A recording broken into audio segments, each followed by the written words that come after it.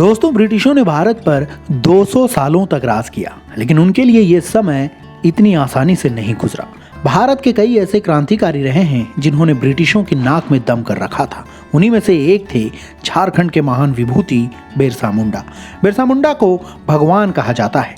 इनके नाम पर राज्य में कई योजनाएं चलती हैं और केंद्र सरकार ने इनके जन्मदिवस को जनजातीय गौरव दिवस के रूप में मनाने की घोषणा की है। इतना ही नहीं, इनके सम्मान में कई शिक्षण संस्थान भी खोले गए हैं और इनके नाम पर एयरपोर्ट भी है। इन्होंने मात्र 25 साल की उम्र में ही अंग्रेजों के दांत खट्टे कर दिए थे। ये एक स्वतंत्रता सेनानी और आदिवासी नेता थे। बिरसा मुंडा ने न केवल आज़ादी में योगदान दिया था, बल्कि इन्होंने आदिवासी समुदाय के उत्थान के लिए कई काम किए थे। भले ही बिरसा मुंडा बहुत कम उम्र में शहीद हो गए, लेकिन उनके साहसिक कार्यों के कारण आज भी वो अमर हैं।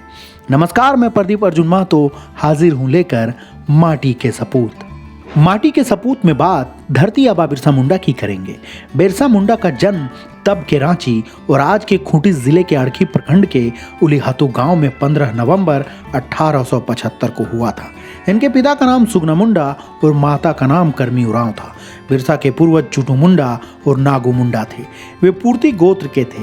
वे रांची के उपनगर चुटिया में रहा करते थे। कहा जाता है कि इन दो भाइयों के नाम से इस क्षेत्र का नाम छोटा नागपुर पड़ा। चुटिया में अनेक वर्षों तक इनका समय बीता। काल कर्म अनुसार इनकी जनसंख्या में वृद्धि हुई और ये लोग अपने रहने के लिए नए क्षेत्र की खोज में निकल पड़े। वे खूंटी के मरंगहदा के पास तिलमा पहुंचे और वहां बस गए। वहां से फिर मांझिया मुंडा के नेतृत्व में आगे बढ़े और तमाड़ में मांझीडी गांव की स्थापना की। मांझीडी से वे रंका और लाका मुंडा के नेतृत्व में अड़की प्रखंड के मुख्यालय से 10 किलोमीटर पश्चिम दुर्गम और पहाड़ी मार्ग पर चोटी पर उलीहातू गांव बसाया।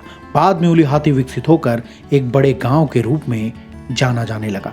इसी गांव में लकारी मुंडा का जन्म हुआ था, जो बिरसा के दादा थे। बिरसा के पिता सुगना मुंडा का जन्म भी यहीं हुआ था और बिरसा की पैदाइश गांव उलीहातू ही था। बिरसा के दादा लकारी मुंडा मूल रूप से उलीहातू के ही थे। उनका विवाह चलकद में हुआ था और उनके 3 पुत्र थे। उनमें बिरसा के पिता सुगना मुंडा का दूसरा स्थान था। सुगना का विवाह अयूब हातू में डीबर मुंडा की सबसे बड़ी पुत्री करमी से हुआ था। इनके 3 पुत्र और 2 पुत्रियां थीं। इनमें बिरसा का चौथा स्थान था। बिरसा मुंडा ने बहुत कम उम्र में अंग्रेजों के खिलाफ विद्रोह का बिगुल बजा दिया था। अंग्रेज भी उनसे खौफ खाने लगे थे। इन्होंने ये लड़ाई तब शुरू की थी जब वे 25 साल के भी नहीं हुए थे। उन्हें बांसुरी बजाने का शौक था। वे पढ़ाई में भी होशियार थे। आदिवासियों के भगवान माने जाने वाले बिरसा मुंडा की संघर्ष की शुरुआत चाईबासा में हुई थी, जहां उन्होंने 1886 से 1890 तक 4 वर्ष बिताए। वहीं से अंग्रेजों के खिलाफ एक आदिवासी आंदोलन की शुरुआत हुई। उन्होंने ठान लिया था कि वे अंग्रेजों को सबक सिखाकर ही रहेंगे। बिरसा मुंडा के भाषणों से लोग प्रभावित हुए थे। उन्होंने अंग्रेजों को कमजोर करने के लिए उन्हें कोई टैक्स ना देने की अपील की थी। उन्होंने ये भी घोषणा की थी कि अब विक्टोरिया रानी का राज खत्म हो गया है और मुंडा राज शुरू हो गया है। मुंडा उन्हें धरती आबा कहने लगे थे। लोगों ने अंग्रेजों के खिलाफ लगान माफी के लिए आंदोलन शुरू कर दिया, जिससे जमींदारों के घर से लेकर खेत तक भूमि का कार्य रुक गया। सामाजिक स्तर पर आदिवासियों के इस जागरण से जमींदार और तत्कालीन ब्रिटिश शासन बौखला गया। दरअसल अंग्रेजों ने आदिवासियों को उनकी ही जमीन के इस्तेमाल पर रोक लगा दी थी और साहूकार उनकी जमीनों को हथिया रहे थे। अपनी जमीन को फिर से पाने के लिए मुंडा समुदाय के लोगों ने आंदोलन की शुरुआत की और इसे ही उलगुलान का नाम दिया गया था। बिरसा मुंडा ने पुलिस स्टेशनों और जमींदारों की संपत्ति पर हमला करना शुरू कर दिया था।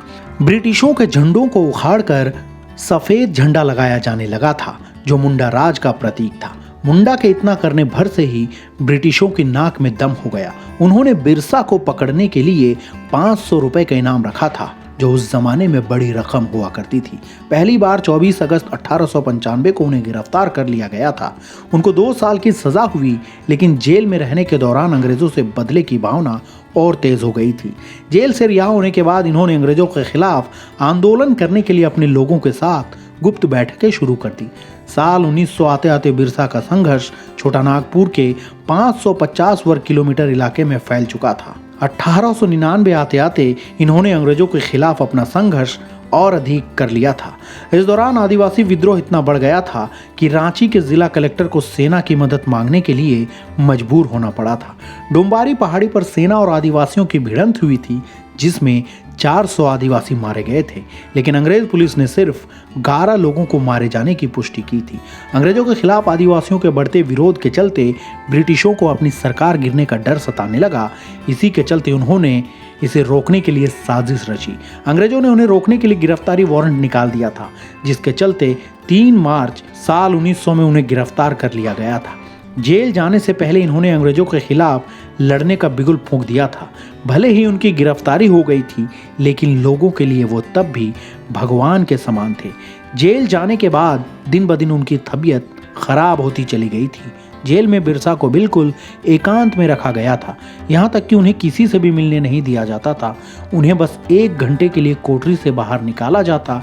ऐसे में उनकी हालत बिगड़ती चली गई और 9 जून 1900 को बिरसा ने सुबह 9 बजे दम तोड़ दिया। हालांकि उनके दोस्तों का दावा है कि उन्हें अंग्रेजी हुकूमत ने मारने के लिए जहर दिया था, लेकिन अंग्रेजों ने उनकी बीमारी का कारण हैजा बताया। हालांकि हैजा के कोई भी साक्ष्य नहीं मिले थे।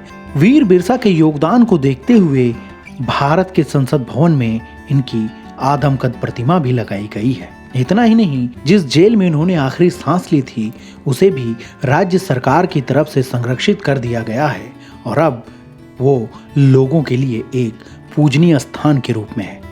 तो दोस्तों, आपको हमारे द्वारा दी गई ये जानकारी कैसी लगी हमें ज़रूर बताएं। आपको हमारी वीडियोस पसंद आए तो लाइक, शेयर और सब्सक्राइब करना बिल्कुल ना भूलें। जय हिंद, जोहार।